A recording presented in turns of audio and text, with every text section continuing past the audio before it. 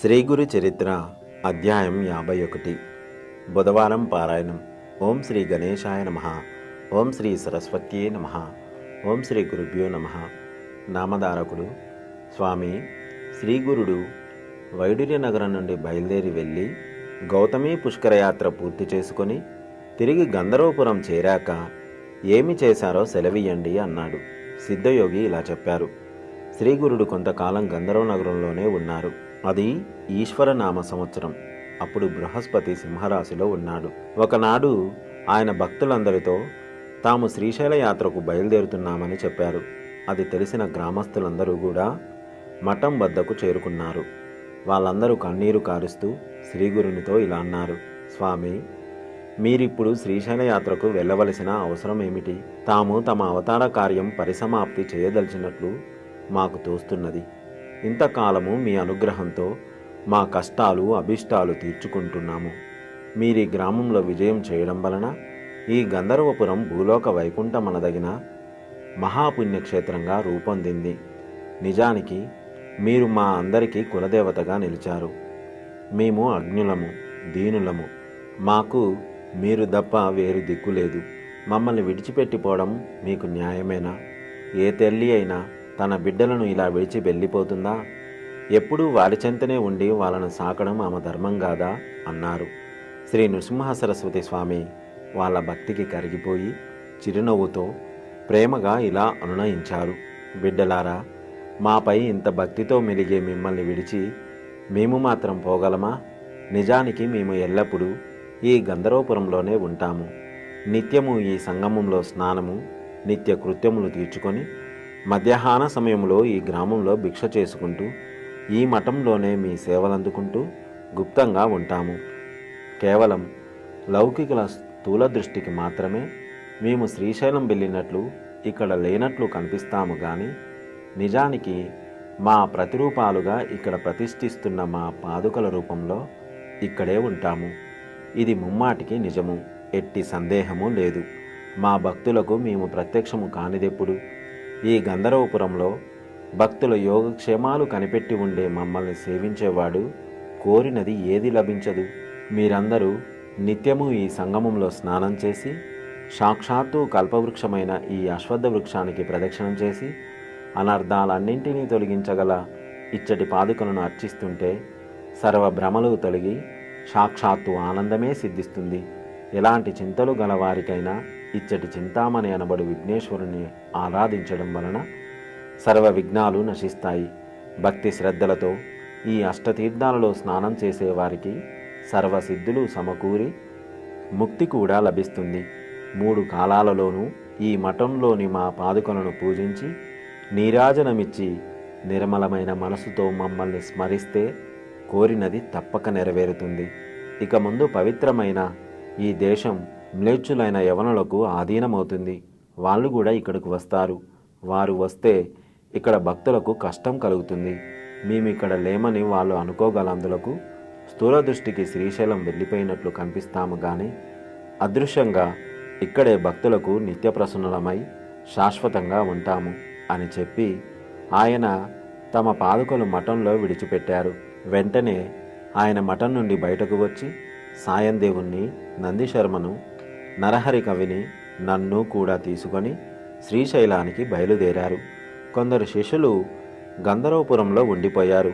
శ్రీగురుని వద్ద సన్యాస దీక్ష తీసుకున్న కృష్ణ సరస్వతి, బాల సరస్వతి, ఉపేంద్ర సరస్వతి, మాధవ సరస్వతి మొదలైన వారు అంతకు ముందే శ్రీగురుని ఆజ్ఞ మేరకు తీర్థయాత్రలకు వెళ్ళిపోయారు.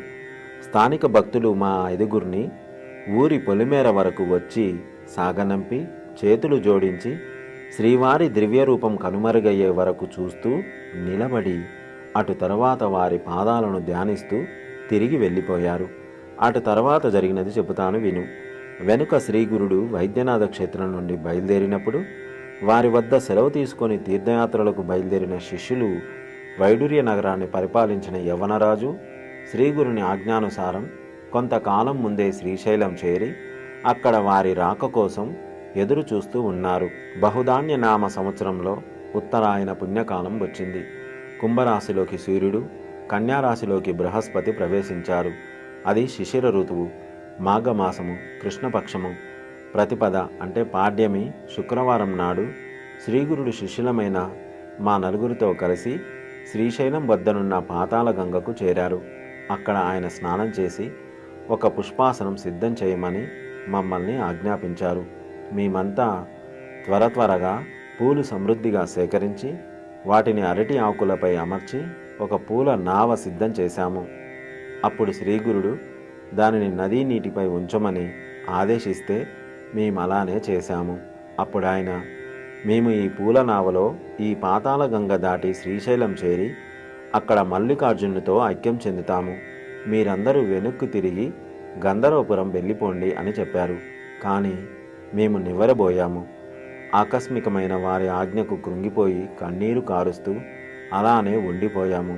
ఆయన మమ్మల్ని ఓదారుస్తూ ఇలా అన్నారు, ప్రియ శిష్యులారా, మీరిలా దిగులు పడకూడదు.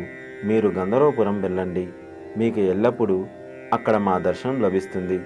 భక్తి లేని వారికి కనిపించక భక్తులకు మాత్రమే దర్శనమివ్వదలచి మేమక్కడే గుప్త రూపంలో ఉంటాము. మమ్మల్ని నమ్ముకొని కొలిచే భక్తుల ఇళ్లలో మేము ప్రత్యక్షంగా ఉంటాము. పుష్యమి నక్షత్రంతో కూడిన ఆ శుక్రవారం నాడు ఆ శుభ సమయంలో శ్రీగురుడు ఆ పూలనావ మీద కూర్చొని నది మధ్యకు సాగిపోతూ ఒడ్డున నిలిచిన మా అందరితో చివరి మాటగా ఇలా చెప్పారు, నాయనలారా, మీకు సర్వశుభాలు ప్రాప్తించుగాక.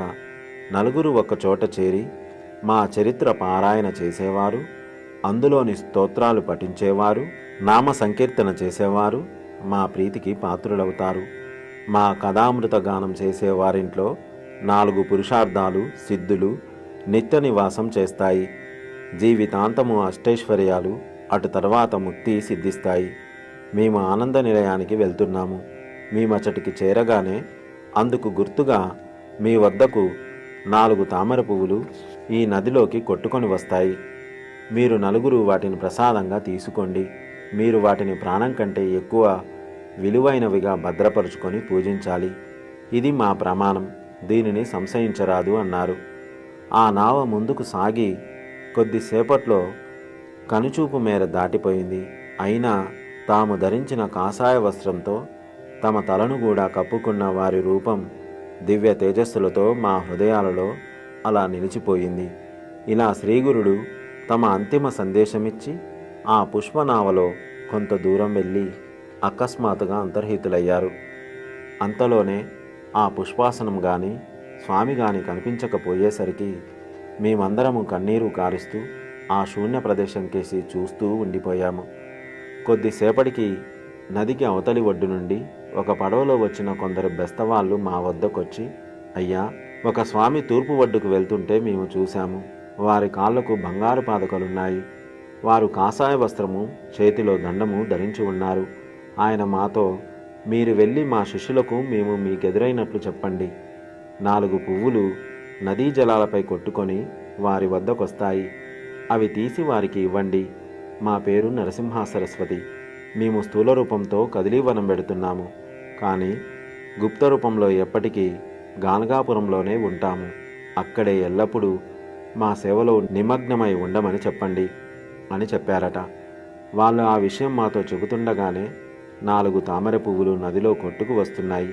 శ్రీగురుని ఆదేశం ప్రకారం ఆ బెస్తవారు వాటిని చూడగానే నదిలో దూకి ఈదుకుంటూ పోయి ఆ 4 పువ్వులను తెచ్చి ఇచ్చారు.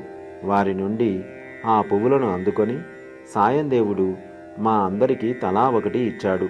అవి తీసుకొని మేము శ్రీగురుని స్మరించుకుంటూ గంధర్వ నగరంలోని మఠం చేరుకున్నాము.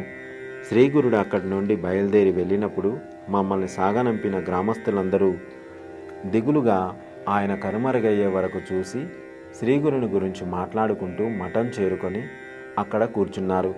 ఇంతలో అకస్మాత్తుగా అక్కడ శ్రీ నృసింహ సరస్వతి స్వామి యథాపూర్వం తమ స్థానంలో కూర్చొని కనిపించారు. ఆయనను చూసి అందరూ ఆశ్చర్యచకితులై నమస్కరించి లేచేసరికి వారి రూపం అదృశ్యమైంది. అంతటితో గ్రామస్తుల సంశయాలన్నీ మటుమాయమై ఆ అవతారమూర్తి సామాన్య మానవులని తలచడం ఎంతటి అపచారమో వారికి అర్థమైంది. అందరూ ఆ సర్వగతునికి సాష్టాంగ నమస్కారం చేసుకొని తమ ఇళ్లకు వెళ్ళిపోయారు. అప్పుడు నామధారకుడు, స్వామి, ఆ పువ్వులు ప్రసాదంగా పొందిన మహాత్ములెవరు? అని అడిగాడు. సిద్ధయోగి స్వామికి శిష్యులెందరో ఉండేవారు. వారిలో బాల సరస్వతి, కృష్ణ సరస్వతి, మాధవ సరస్వతి, ఉపేంద్ర సరస్వతి ముఖ్యమైన వారు. వీరేగాక ఆ శ్రీశైల యాత్రా సమయంలో సాయందేవుడు, నందిశర్మ, నరహరి, నేను మాత్రమే స్వామిని అనుసరించాము. ఆ పువ్వులు ప్రసాదంగా లభించినవి మాకే. నాకు దొరికిన ప్రసాదం ఇదిగో చూడు.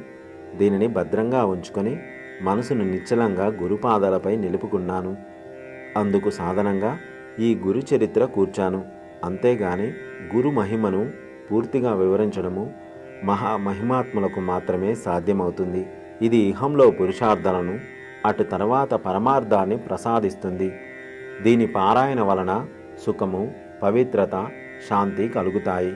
పాపాలు, రోగాలు నశిస్తాయి అన్నారు. ఓం శ్రీ దత్తాయ గురువే నమః. శ్రీ శ్రీపాద శ్రీవల్లభాయ నమః. శ్రీ నృసింహ సరస్వత్యే నమః. సర్వం శ్రీపాద శ్రీవల్లభ చరణారవిందార్పణమస్తు.